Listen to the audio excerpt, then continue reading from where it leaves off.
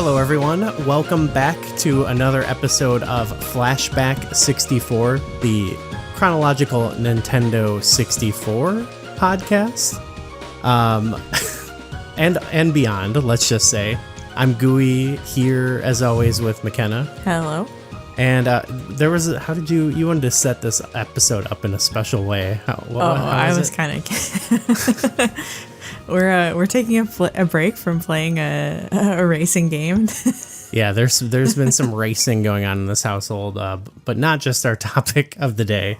But of course, yeah, with the Switch 2 launch, that's when you're listening to this a month from now, just think earlier into the day, I got our Switch 2 and some donuts, and that's what our day's been like. And now we're here talking with some friends of ours. So returning to the show, we've got Golly Rogers, aka my bro Michael. Hey Michael, how you doing? Hello, I'm good. Glad to have you back on the show. And yeah, I was in the Switch 2 midnight line, and the guy next to us it kept talking about how Nintendo was for kiddie gamers, and they were gonna play Call of Duty when they got back home. on the Switch 2? Yeah, no. They were like, I'm barely gonna play this thing. I don't know why the guy was there. It's for the kids. Yeah. Well, okay, that's fair. We're talking about, it's a fairly kiddie game we're talking about. This guy's gonna play survival kids when he gets home. Survival, that's a very adult thing. So I do enough of that in my day-to-day life. But anyway, coming to the show for the first time, we've got a long time pal now, Mewyabby, aka Abby. What's up, Abby? Hello. I'm also a proud owner of a Switch 2. Okay. So day's going well. Walmart fulfilled their promise and did the pre 9 a.m. delivery. Wait, did you get snacks and stuff? No, like everyone else was getting. No, we did not. I don't think we got snacks. I think we just got it. No Pringles. We have enough of those. Oh my god, they make so many Pringles now. Anyways, we could get into that. That'd be fine. The hot ones kinds we tried. The chili verde ones. Honey mustard ones. Right, I love that one. Okay. Michael, what's your favorite Pringle? My favorite Pringle? Yeah. Oh, that's personal. difficult. I ate a lot of sour cream and onion Pringles when we were younger. So I finally got all dressed ones, and the Canadians have something right.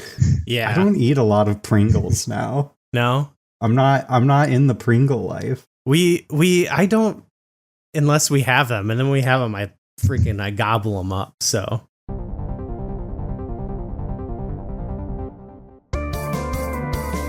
Hey everyone, my name's Darren Hupke. I'm a writer, publisher, and podcaster. My podcast is called Pixels and Polygons. Each week I sit down with a guest and ask one simple video game question. It's a random topic each week and it leads to a fun conversation. You can find it on your favorite podcast platform every Friday, and you can read more about it at pixelsandpolygons.net. Anyway, that's been the snack talk portion of the show. That's what some of us aren't eating during the Switch 2. But anyway, let's go back. Let's go retro-ish now. Well, Abby, first time when people come on the show, we like to introduce them by getting just their personal history with the Nintendo 64. So I guess, yeah, tell us about that. How is it come into your life? The game console I had as a kid was a PC. So I never got a 64. The first console I got was a Game Boy Color, and then a Pocket, and then my grandparents gave me an Xbox. So the only time I was playing N64 the first go around was at my cousin's house in New York, and the first game I played was Diddy Kong Racing. There we go. Okay. I'm so happy to be here talking about this game I love. And then it was just everywhere. You go to McDonald's, N64. You're waiting in a Target, they have an N64 ready to play. You're in a mall, there's a GameStop. with an N64. So it was just ubiquitous as a kid in the Midwest going and doing things. So, friends always had it too. So it was great. It's great. I gotta know, what games did your McDonald's have for the N64? God, I have no clue. This would be so many years ago. I will honestly say, I could not. You don't remember? Okay, Michael, do you remember? Because we're brothers. We've been to McDonald's together when we were little. I know for sure one of them was Kirby and the Crystal Shards. Yep. Is what one of our McDonald's had. My dentist had Wave Race. What the fuck? Your dentist? Where was this, in Sterling?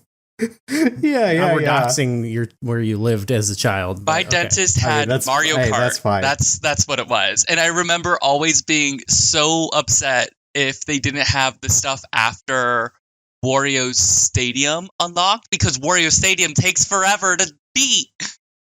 Yeah, that's fucked if they didn't have it. Yeah, my dentist game was Bible Adventures for the NES. They had an NES where I went. We talked about this. What you haven't experienced the McDonald's? No. N60. Okay.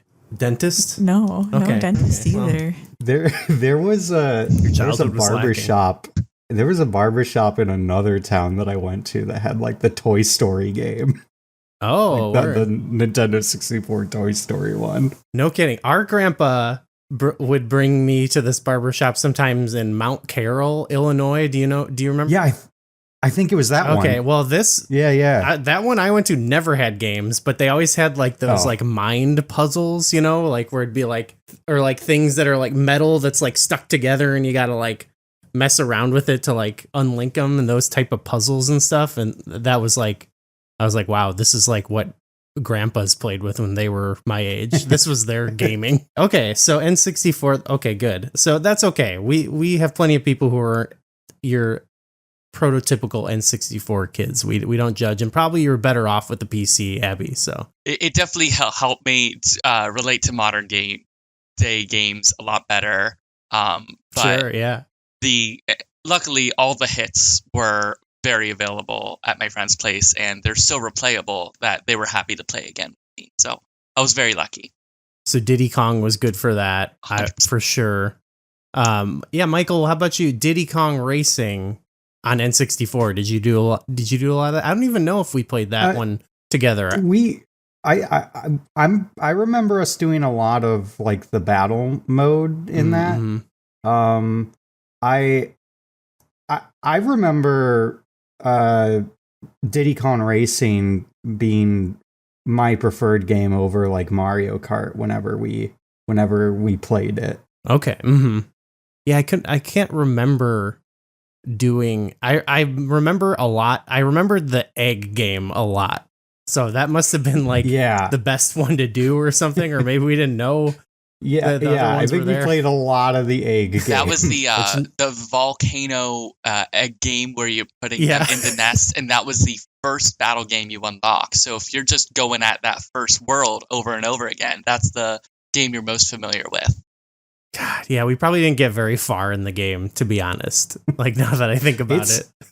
It's a difficult game. It is. Yeah, so, okay, let's get into it. But we're going to talk about the DS remake. That's kind of the special gimmick for this Diddy Kong discussion today. Hello, we are Kirby Conversations, a podcast on Kirby, along with other adjacent subjects like Smash Brothers, HAL Laboratory, and other related Nintendo games. In each episode, we take an in-depth, well-researched look at a Kirby topic, drawing on our decades of experience playing Kirby games, creating Kirby-related content, and working in and around the video game industry. I'm Sean Douglas. I'm a theater and video game journalist. And my name's Bridget. I'm an online Kirby commentator and collector. Our team also includes photographer and Nintendo ambassador Kai, Captain Dangerous Parker, and Gigi, the editor-in-chief of Wick Kirby. Join us for deep dives into Kirby's history, interviews with industry professionals, and even inside looks at Nintendo, as together we explore all things Kirby and HAL Laboratory. You can find Kirby Conversations on Apple, Spotify, or wherever you listen to podcasts. I actually have prepared a sort of a mini flashback of sorts for when the DS remake came out. I don't have a ton of stuff, but I wanted to let you know that the game came out in North America February 5th, 2007. Number one song at the time was Irreplaceable by Beyonce.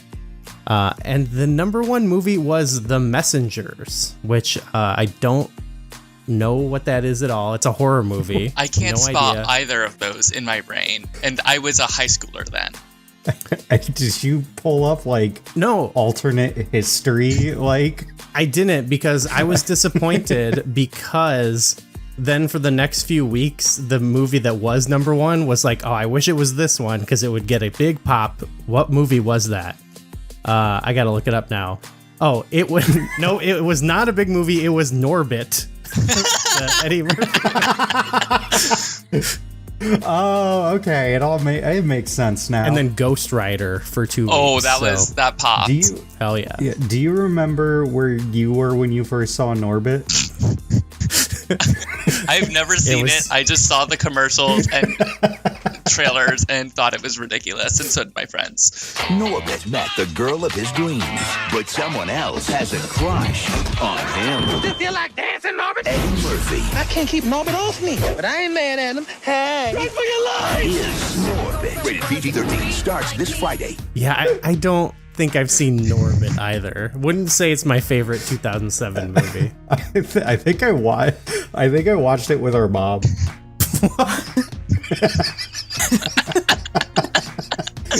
I wish I was there now. She probably was like, I just love Eddie Murphy, I went to see the Blade Runner 2049, was it called, with her, and she was just, I just love Harrison Ford, and then we went and saw it, and it's like, she was like, that was an interesting movie. Sorry, McKenna, you had the lowdown on Messengers? Oh yeah, I looked it up on IMDb to see if I could remember it, and I do not remember that. Okay. That was like a little bit before I really started getting into horror, but it's got Kristen Stewart, this is it when she's 2 years before Twilight. 2 years before. Okay. Wow. Okay. I think Twilight was 2009-ish. It was around then. That makes sense. Okay. Well, we'll have to check it out. I like her. So, okay.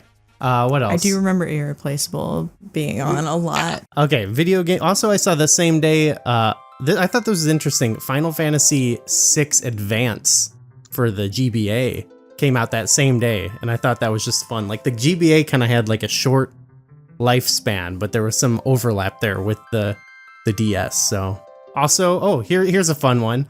That day, former New York City Mayor Rudy Giuliani files for candidacy for the President of the United States of America, and I think he's been doing all right since then, right? So shout out to him. America's mayor. Yeah, what a time was 2007. Abby, were you going hard on the DS at this time, or did you pick it up later, or what was your story? I also never had a DS as a kid. So okay, nice. I only got my first DS when my lovely husband purchased I want to get this right, Nintendo new 3DS XL Super NES edition, very fancy, large 3DS XL. Yes, but they made a million versions of the DS, and my cousins had it, so I played it a couple times when I visited them on vacation. The DS is fun. There's just so many games on there, but this game sort of suffers because Rare was trying to figure out what to do on the DS. I don't think I had. I don't know if you did, but I don't think I had the original DS. I had a DSi. I think was the one I had. Yes. So in that time, somewhere around the GBA to DS era, that I've said this before on the show, but this is literally February 2007. I was 16 years old. I was working my first job, and I was, trying to play bands and stuff. So I wasn't doing a ton of. The most gaming I was doing was multiplayer gaming with you or with friends and stuff like that. I wasn't I didn't have a GBA. I would always borrow stuff from you because you're right. You were younger. You were gaming hard, and I'd be like, "Oh, that looks cool. Give me that," like, and you'd be like, "Yeah, okay." Yeah." This would be 2007 release, so it would be after the DS Lite was out. So think that this was released on purpose for the DS Lite.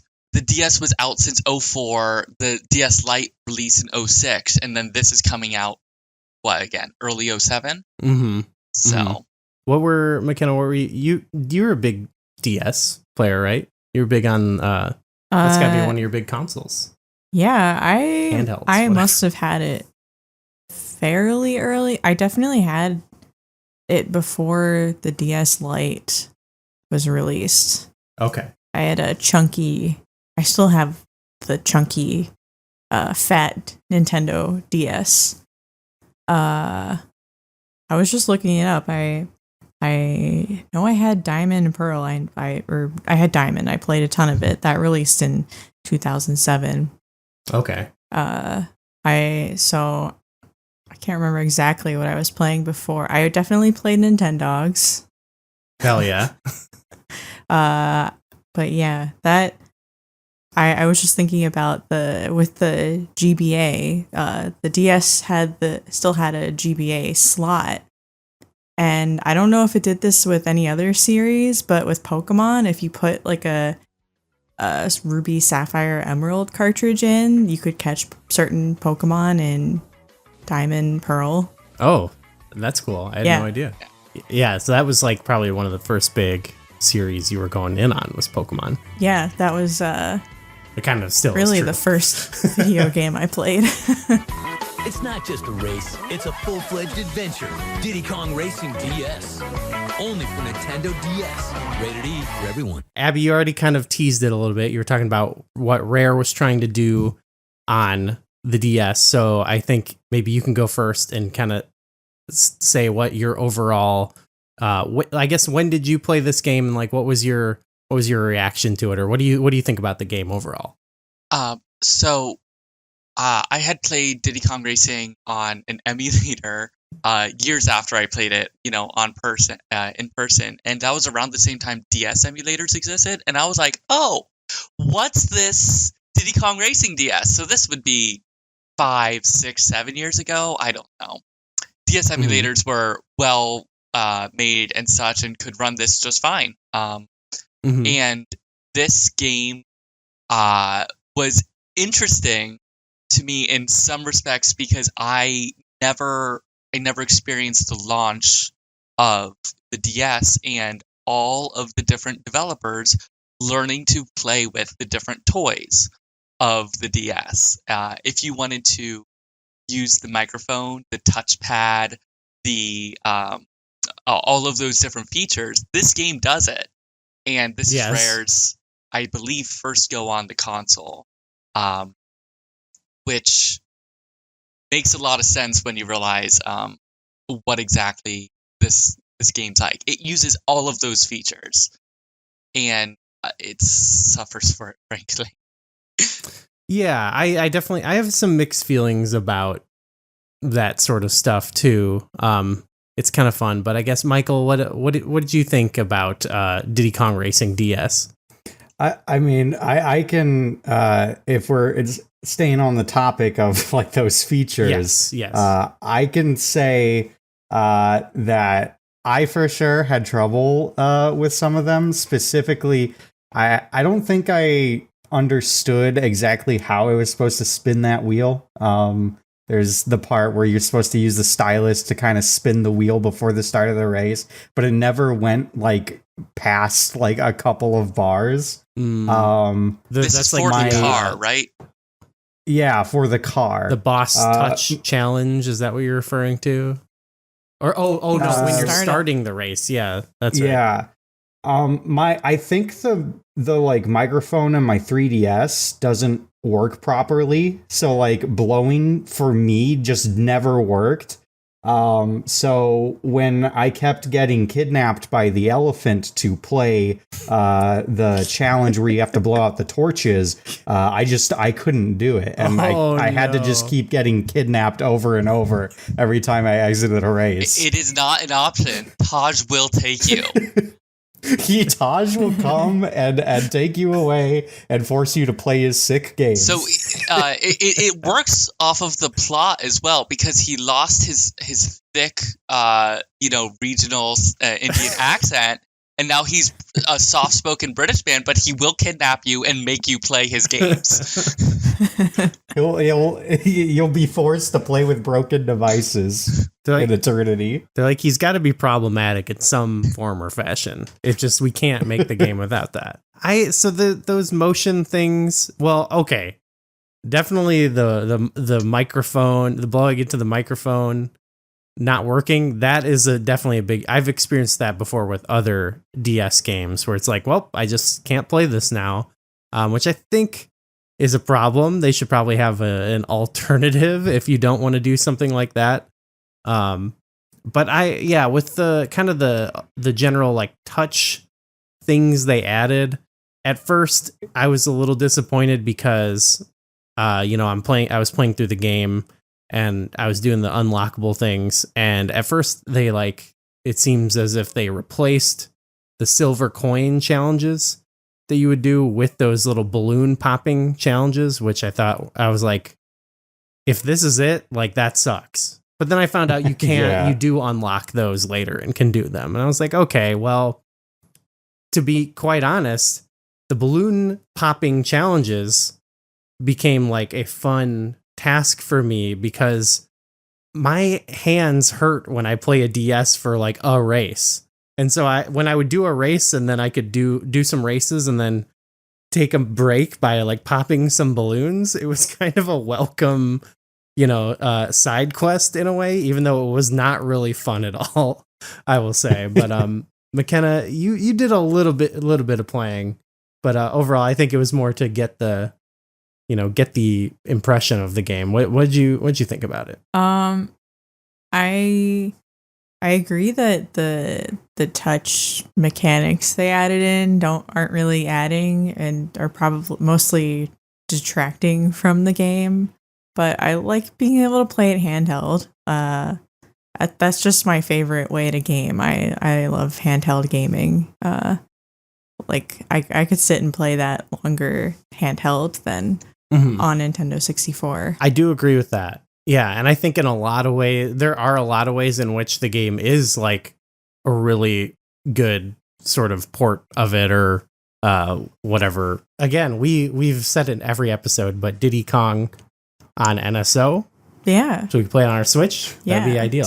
Something that I do appreciate about the DS version is my favorite part about Diddy Kong over like Mario Kart was that it had a bit more of like a story to it. Yes. And I like the inclusion of like the opening cutscene that wasn't present in the Nintendo 64 version. Yes. Yeah, that was cool. And there's like some little bits of added like flavor like that throughout the game. Not a ton, but it is just enough. The big changes for me was just that like it felt as though the game was everything that you could have spent like 10 to 15, like if you could spend like 2, 3, 4 more weeks working on the original 64 game and then stuff all of the DS touch stuff in there, that's this game.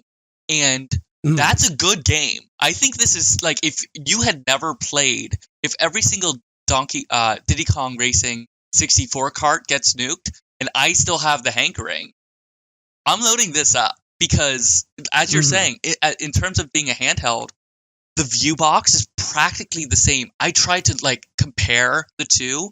I saw maybe a 10% reduction in like the amount of stuff on your screen and almost 0 frame dips, which you would get all the time on N64. You got the different like arrangement of unlockables, and it made getting the coins instead of just you get another golden balloon to a now you're your vehicle gets faster, because one of the other big changes is not only Taj not Indian, he gives you things, material things that matter.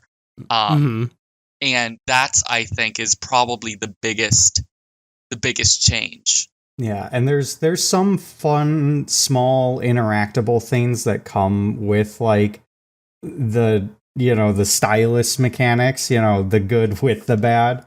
I liked throwing the coconut trees. I liked picking up the little frogs. Oh, flinging the frogs was so fun, yeah. It felt like the Super Mario 64 stretching the head. It's just those little touches that add a lot. Did you find the balloon in the sand? Yeah. You it's like the carving on the wall, and you draw it in the sand, and you get a balloon. That was sick. Yeah. There's like the Whiz Pig door where you have to like outline his head. Yeah, they reminded me of. It made me think of Phantom Hourglass, a little bit, just like drawing on the doors to open them. And I think, like we were talking about, like in terms of like maintaining the N64 game, I thought just in general, from vibes perspective, like there was some stuff they had to take out because like the hardware, but overall I think it maintained the overall feel and vibe of the original game. It didn't feel like lacking. You definitely noticed some stuff. Like I think you noticed some stuff, McKenna, when we started playing. Like it was little details. It was one of the snow courses. I forget which one, but there's like these colorful lights. You can there are like lanterns in the Nintendo 64 version, and they're different colors. And you can still see the light that they give off in the DS version, but the lanterns are gone. Frosty Village. Yeah. On Snowflake Mountain, where you have like that back route around the entire village off to the left. Yeah. Mm-hmm. It's a fun course. It just I didn't even notice that, but now I'm thinking, it's just small things like that. You don't know you're missing it unless you played the original. Yeah, I think we came like right from it. So we noticed that stuff, but I did appreciate the game played really well. You mentioned there's not a lot of like frame dipping and stuff like that. So I respect the cuts they made. Another change to the game was that both Banjo and Conker were replaced. Yes, that's with one of the big Tiny ones. Con and Dixie Con. And according to rare scribes, as they've been defined as, it was Nintendo that requested the change. Okay, Nintendo didn't want the rare characters on there. This would be after Conker's Bad Fur Day. Yeah, I think that's the key thing. You can't give your family-friendly handheld console the legacy of Pooh Mountain. For sure. This is also the first game that Tiny Con's new design is in. Is she in any other games after?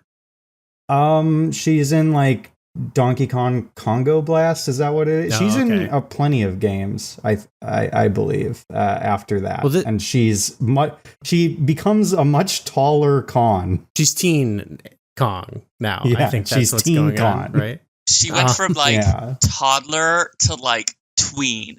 Yeah. Yeah, I think before Diddy Kong Racing, she was in Donkey Kong 64 and then a couple of Game Boy Advance games, but they made her taller for this. What is also just interesting that it's Rare post their Microsoft owns them now, but they're making, I think this is the last game they made for Nintendo, a Nintendo console, I believe. But so I guess that probably has to do with why Banjo's not there. But also, like, the other characters are Rare characters, right? So I don't fully understand. So they made Donkey Kong Country 3 for the Game Boy Advance, Diddy Kong Racing DS, and then they made Viva Pinata Pocket Paradise for THQ for the DS as well in 08. Oh, okay, next year. okay. So that was literally their last one, though. And they did not, obviously THQ's doing it, not Nintendo.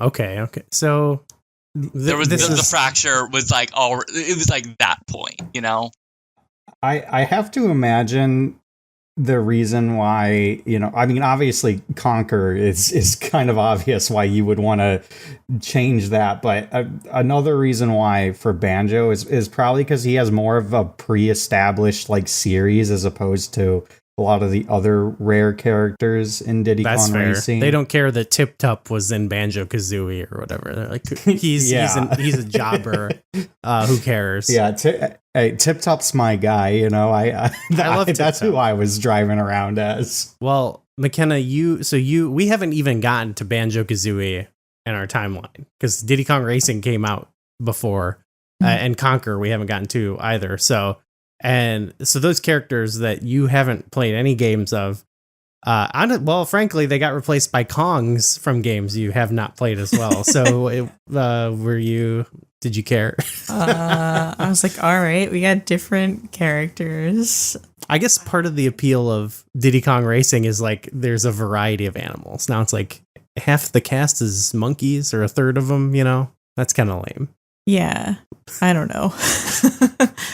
No, that's cool. That's okay. You could, though. They did add, you can now play Taj. I don't think you could play as in the original. We unlocked him. We did not unlock Whizpig. I'm not sure how did anyone get Whizpig? You can play as him in this one. You have to beat the Adventure 2, which is the mirrored version of Adventure 1, which is probably another 8 hours of gameplay, 6 hours of gameplay. I'm not going to do that.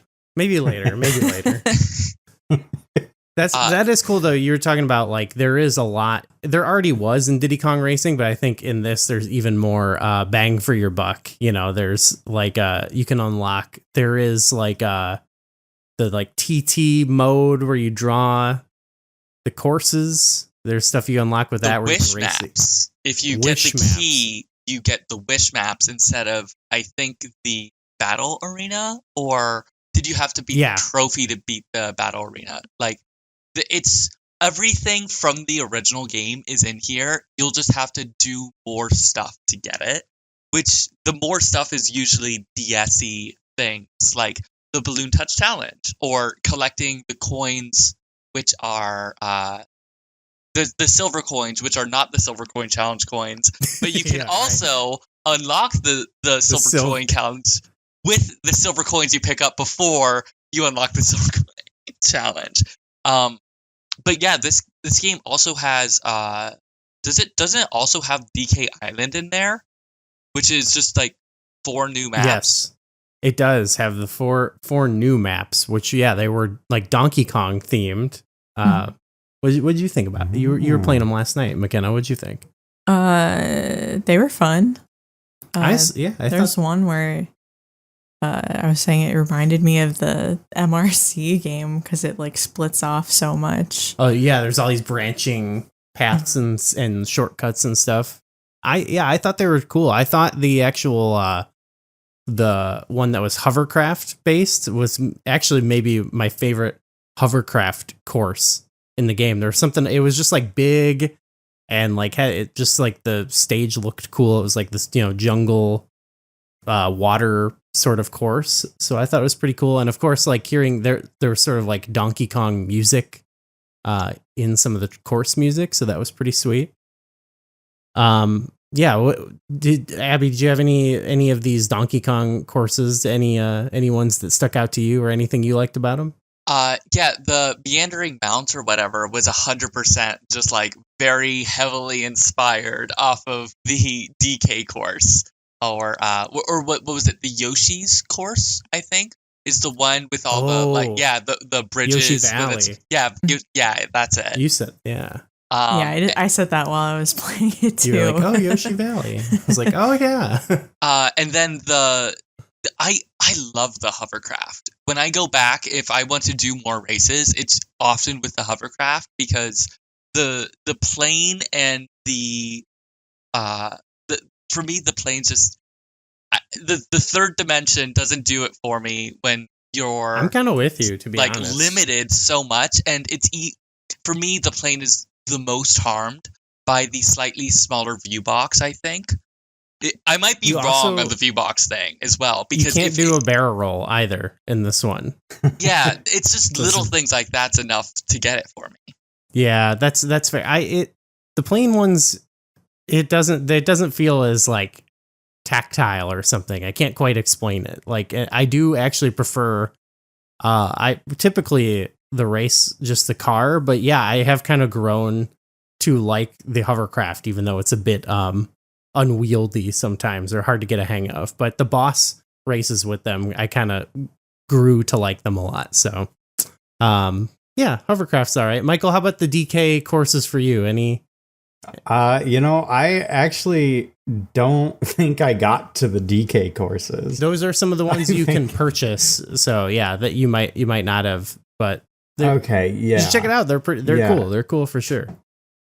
Yeah, I struggled with a lot of the game. Mostly because I hadn't realized I needed to be using the bumpers a lot for some of the harder turns. It wasn't until just yesterday when I was messing with it that I realized, oh wait, I can do this. Oh, the bump, like drifting, you mean? Or yeah, like drifting. Mm-hmm. Yeah. Oh yeah, it's tough. It's a tough game. You like actually do have to kind of like dial in a little bit on this one compared to Mario Kart. The maps are definitely a little bit changed because I think or the AI is less improved. This is 97 AI, not modern AI. This is talking about the other characters' NPC track management, not something that lies to you. Yeah, but they do just straight bonk into the wall, right, in the like windy city part of whatever that dragon map is, the village map. And I do on too. The pirate yeah, but like another element, so the purchasing the boost is so important. It's I think if you don't spend those first 25 coins on the race upgrade, you will struggle mightily with just getting first place on the not even the second round of the races, which is brutal. I did not feel that way at all in the original game, and I felt as though that gave like a good challenge, but it means that you will likely have to go through and go to the point where you will fail, and then go buy stuff to make you not fail, which is a bit of a bad feeling when I have purchased an entire cartridge to play the game. Please let me have all the powers. Right, like, or at least like smooth, or like smooth the difficulty a bit, or make it so I don't have to go all the way back to the main area to get. That was the big problem. Is like, okay, I gotta exit this lobby, go to the tent. Like, just Taj should be just like I should be able to call him. You know what I mean? Yeah, he constantly shows up and kidnaps me. You know, can't he just once show up and like? Show me his wares or something. He gives nothing in return. Yeah, nothing. The other killer is that it's 100 coins for the better upgrades, which is a lot. Like that is missing. That is getting every single coin in 4 races, which is I think a lot. It took me going through all of Snowflake Mountain, which was like the second area, right, to get the race upgrades because I didn't realize how important they were. And once you get that like the first level of extra bodywork, I was able to cruise through till basically Whizpig. Yeah. And that helped a lot. Yeah, I think that's something I was struggling with is I wasn't getting enough coins for the upgrades, and I was like, I can't beat these races, but I need these upgrades, but I need coins to do that. So it took a bit to get at least to the 4th area for me. The big thing is like this game incentivizes you to play out game races that you know you're going to lose, because that's honestly a good feature. I didn't like it, and the thing is, I feel so bad whenever I keep getting kidnapped and having to blow on the mic, trying to get the thing, and I can't do it. I can't do that hovercraft challenge. I can do the rest of the stuff just fine, but that Todd has me on that one. Yeah, but it's a good feeling to know you're at least making some progress. But after that, once you get those 900 coins of upgrades across the 3 vehicles plus the 75, it's basically 1,000 coins of upgrades, and that's not even the maps, which are 80. Yeah. There are, so the boss touch challenges pay out a decent amount. Not enough.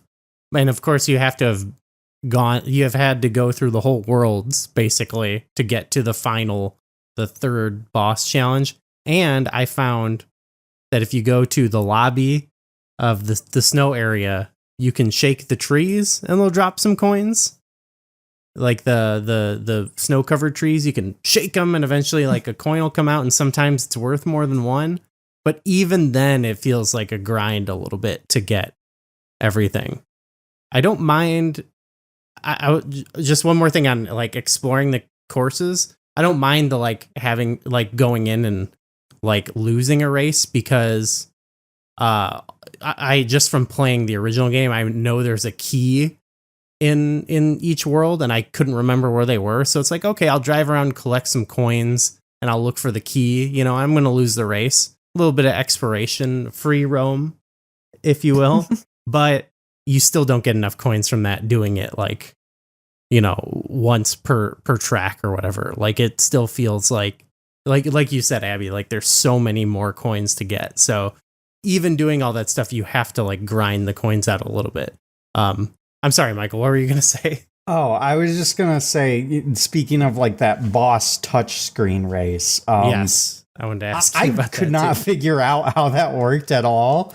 And they're all different, you know, I think, or there's some similar ones. Well, I was doing the one where I was creating the rainbow trail. Now, hey, you know, if after this I want to go hop on that game again, how do you do it? Yeah. How do you do McKenna, it? How do you do it? You got it. You got it going. Right?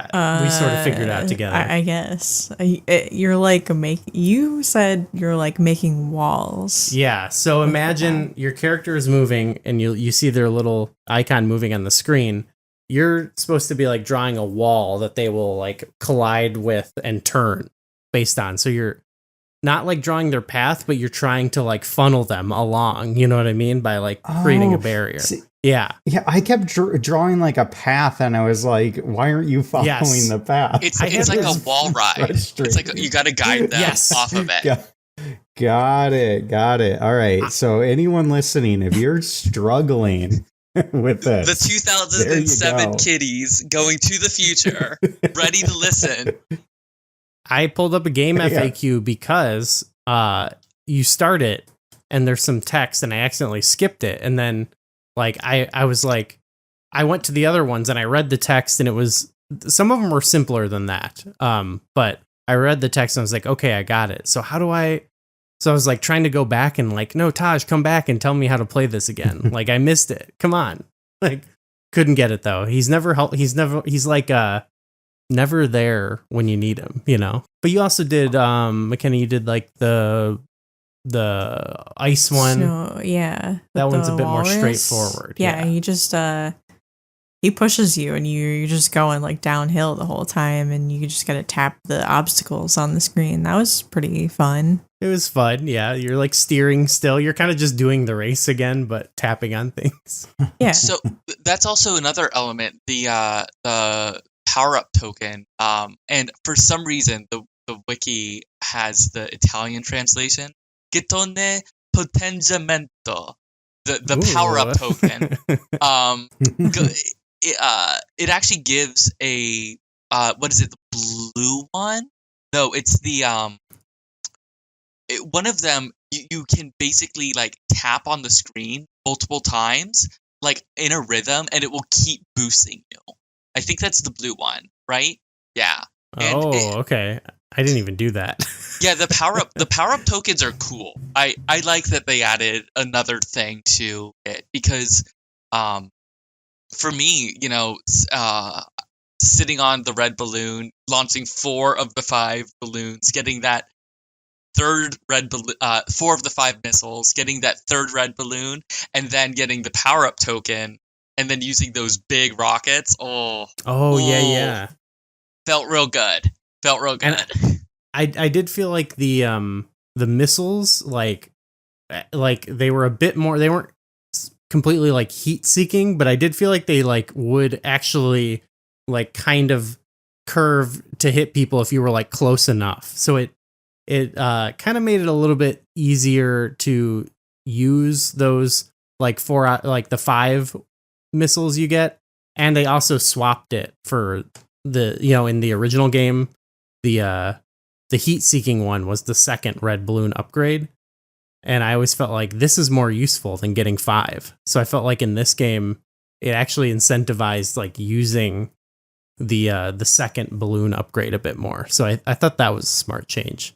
I did make note that they included a instead of just dropping you right into the map, this version does include like a small like driving tutorial right at the beginning after the opening cutscene.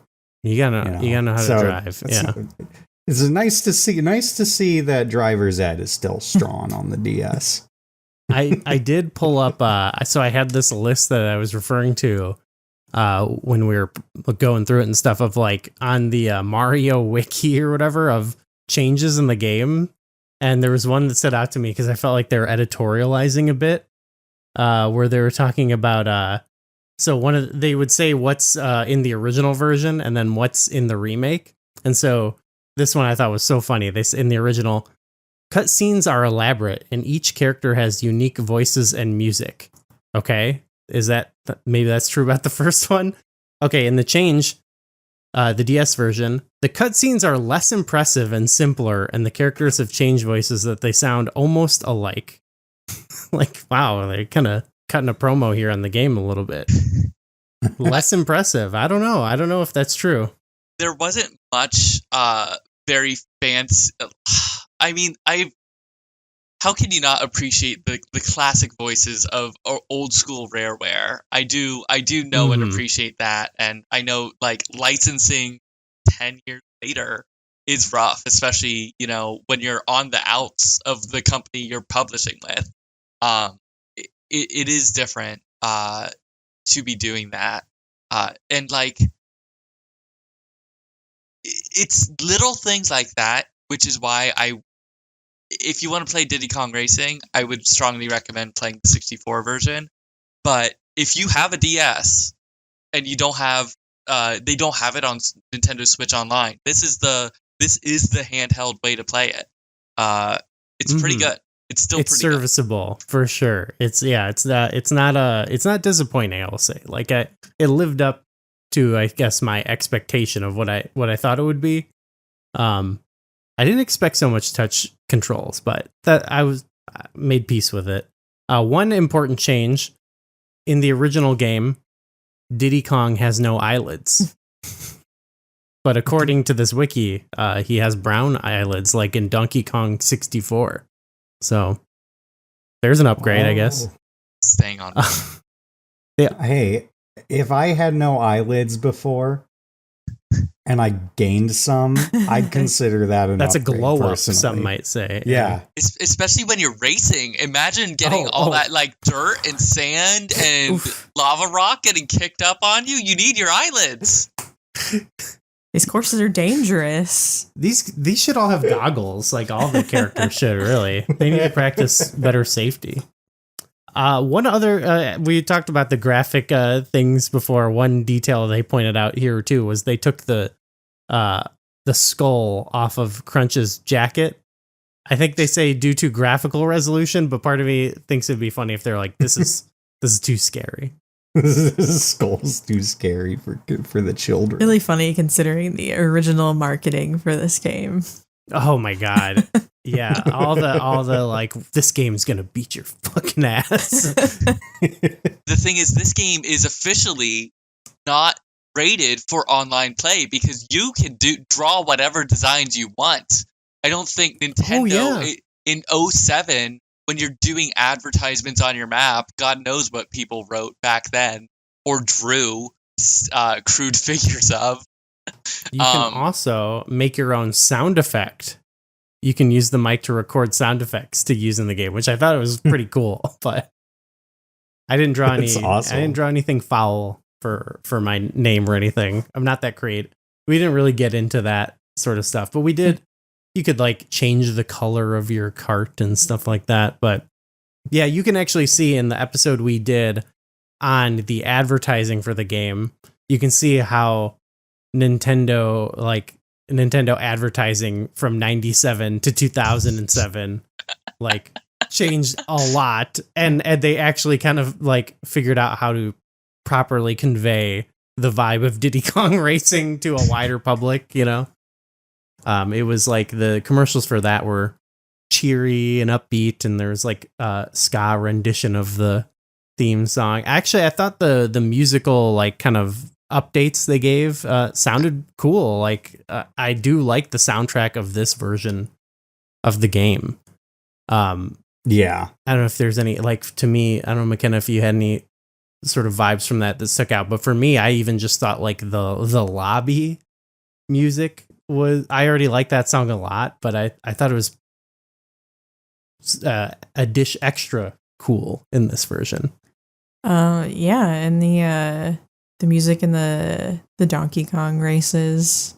Oh, of course, yeah. That was pretty good. That must have been cool, like, because I believe it was David Wise who did the updated soundtrack as well, if I'm not mistaken. So that was probably cool. Like, got to bring some, some stuff from their other games into it a bit more. Actually, I should have checked on that. Did he do the music? I'm gonna assume, right? If it was, he was still been rare at that point. But yeah, I don't know. The updated soundtrack, pretty cool.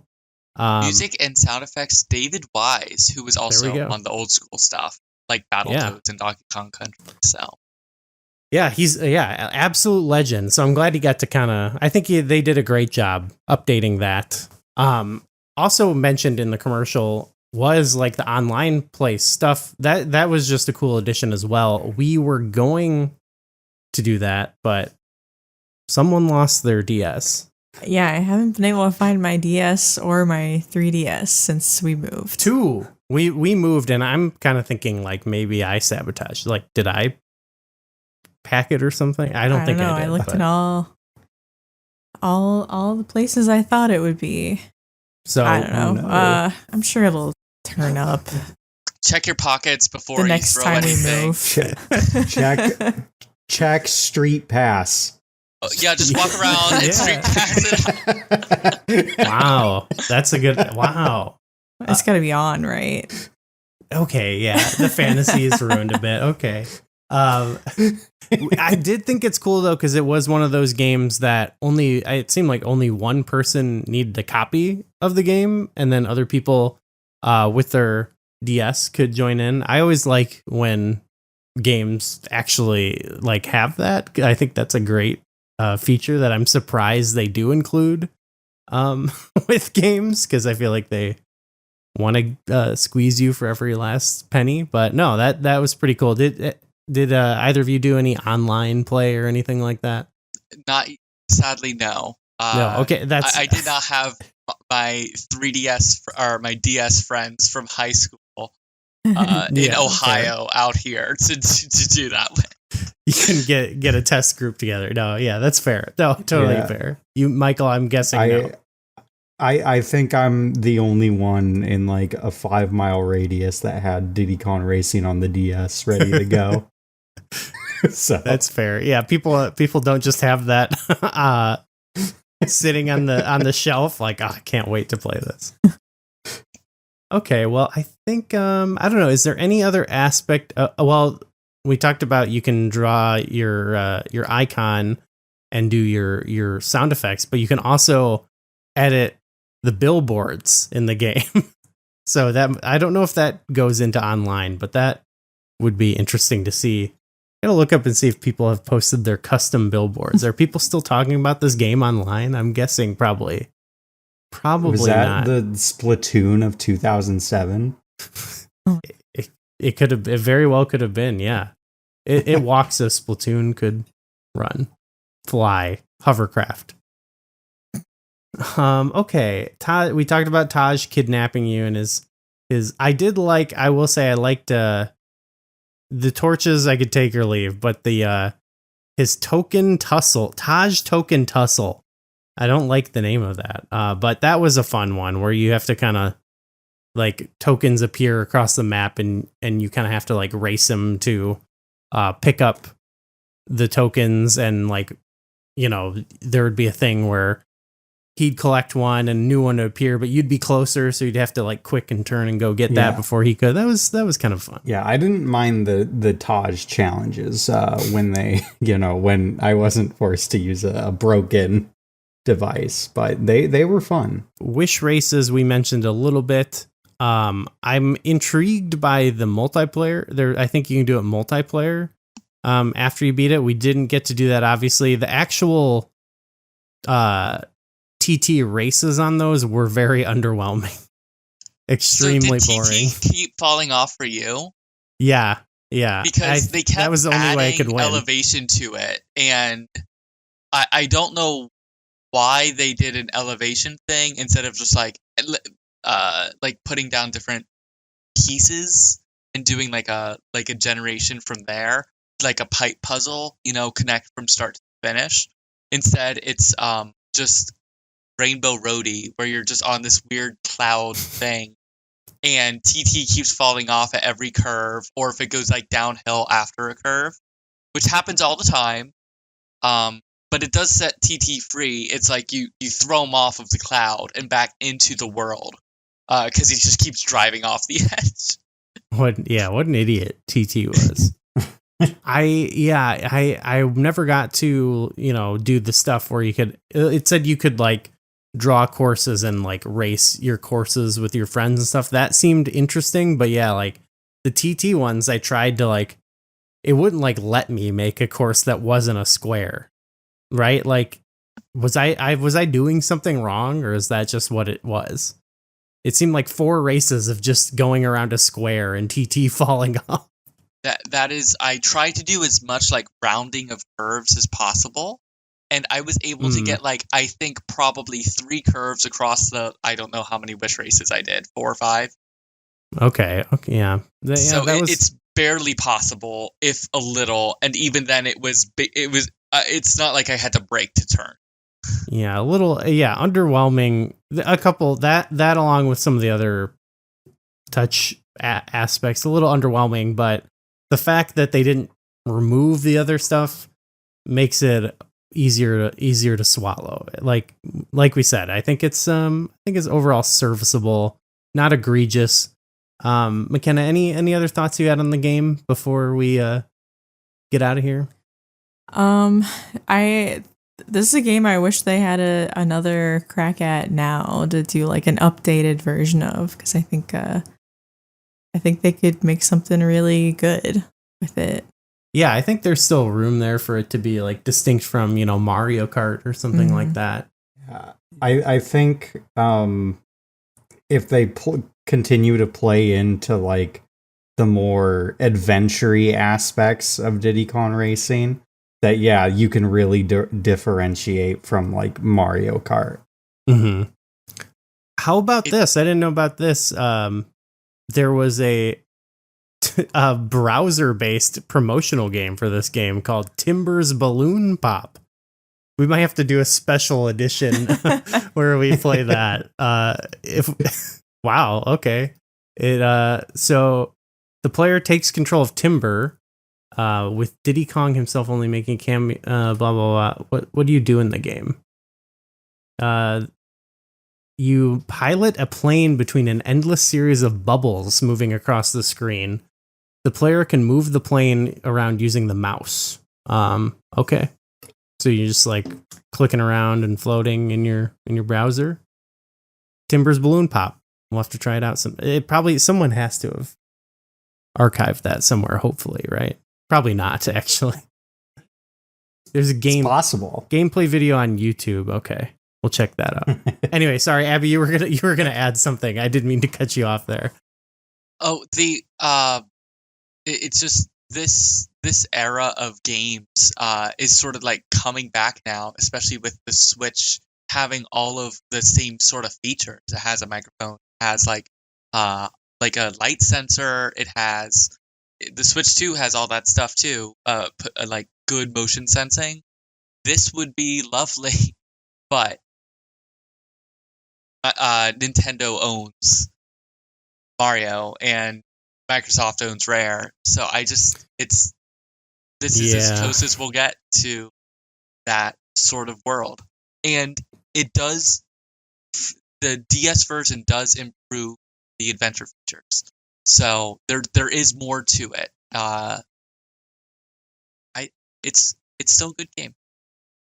Yeah, I'm hoping with I mean, maybe not this game, but hopefully maybe with the Switch 2, maybe we can get some DS games. I feel like there's been some games kind of trapped a little bit on the DS, so maybe Switch 2 can do something about that. I don't know, we'll see. Well, with the GameCube that they're getting in there, I'm a little hopeful. We're creeping closer, yeah. We're getting close. Well, cool. Yeah, this was still fun, still serviceable game. I would be pleased if they could somehow work out some type of deal to bring this version forward, even though I probably prefer the original just because, it's good to have them all out there. I don't know, Abby, any other thoughts you had on the game or anything before we get out of here? Game's good. Play the original if you haven't played the game ever. If you have, play this too. Honestly, especially if you just want to play a lot of it, because it gives you good incentives to do it, and it's still fun. And I got it recently, and I don't think it was too hard to get a copy of it or anything. So if you have a DS still kicking around, and you want to break from whatever else you're gaming on, it's a nice. You can play it. I was playing it like I'd do a race every night or something, and it was like a nice till my hand started to cramp. It was like a good distraction. Michael, anything else for Diddy Kong Racing DS? It's it's a very easy to play game. You just pick up a DS, put it on. Banjo, I Miss You, and Taj, just ask. Just ask, man. I like hanging out with you, but you got to fix my microphone first, dude. Like we need to have some boundaries, but I like you, my guy. Stop all the kidnapping. How can I help you? Do you find yourself playing older games and wishing that there were new discussions about those games? Enter Tales from the Backlog. Hi, I'm Dave Jackson, and on each episode, I'm joined by a guest to break down those games that may be stuck in your ever-expanding backlog. Each episode looks at one game in depth, focusing on mechanics, story, music, and other aspects with no spoilers until a clearly marked spoiler wall in the middle. If you've played the game, go ahead and climb that spoiler wall and enjoy in-depth story discussions, and if not, jump out when we warn you and maybe go play that game for yourself. We have over 100 episodes in the feed, everything from Disco Elysium to Tunic to discussion episodes about how to get into horror games, and if games actually need to be fun, or if they have more to offer. I guarantee that there's something in there for everybody. Once again, that's Tales from the Backlog, available wherever your podcasts are found. All right, cool. Well, yeah, that was a lot of fun. I guess before we get out of here, Abby, is there anything you would like to plug or promote or anything? I'm a woman on the internet. Oh, it's also Pride Month. Happy Pride. This will be out in July, but we're gonna keep it going. Happy Month. I would like to also second Pride Month and RAF Month along with it. Yeah. McKenna, any plugs? The Soundstone Network. Soundstone Podcast Network. God, I'm so bad at the plugs part. Listen, flashback64.com. Oh yeah. Kirby Michael Conversations. Here. Kirby Conversations. Pixels and Polygons. Harvest Gamer McLiz. Network. Golly Rogers streaming on Twitch. Yeah, the Golly Rogers at Twitch. Oh, what point in July is this? Is this going to be out before the marathon? Maybe, probably. Zelda Dungeon Marathon. Going to be playing some Zelda games for charity. I don't know. Yeah. No Kid Hungry is the charity. So we just did a free association plugs section. I want to thank everybody for helping me through that. And I want to thank everybody for listening and supporting the show. Check out the Patreon, patreon.com/flashback64. We've got good bonus episodes coming out. You've already seen them. They've got guests on them, which is a new thing for us. So we've increased the value. You know, you're not just paying to hear us, you're paying to hear some of our friends and stuff too. So go check that out. And yeah, we'll see you in the next one. Bye. Bye. Bye.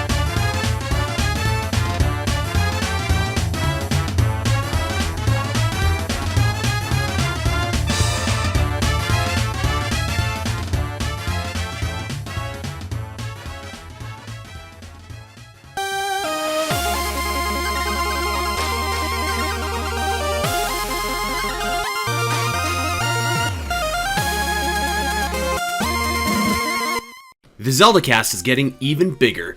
Join us on patreon.com/spnet for access to the Zelda Cast XL, the new bonus show featuring podcasting's dynamic duo, Andy Spiteri and Gooey Fame. We're taking a new approach to do our bonus shows and giving you more of what you love, letting you get more involved in the show itself. Each month, we'll have some fun and play a few games, answer some Patreon questions, and discuss some Zelda topics on a more personal level. Consider joining for only $4 a month, and you can ask us questions about Zelda or anything else on your mind. Let us know what topics and segments you want us to discuss, and be a part of an amazing community of Zelda fans hosted by two best friends. The ZeldaCast XL is taking everything you love about the show and ramping it up even more. So come and hang out with us, only on patreon.com/spnet.